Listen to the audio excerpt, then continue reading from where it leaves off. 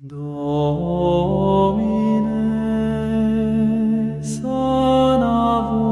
melody of redemption. ഈശ്വമിശിയായും സ്തുതിയായിരിക്കട്ടെ.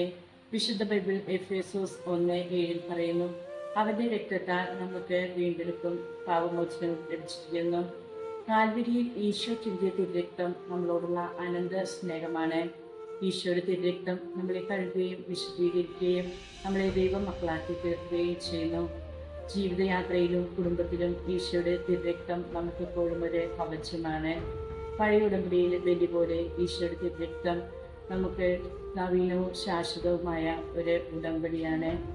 അനുദിനം വിശുദ്ധ കുർബാനയിലൂടെ ഈ രക്തത്തിൽ നമ്മൾ പങ്കുകാരാകുന്നു.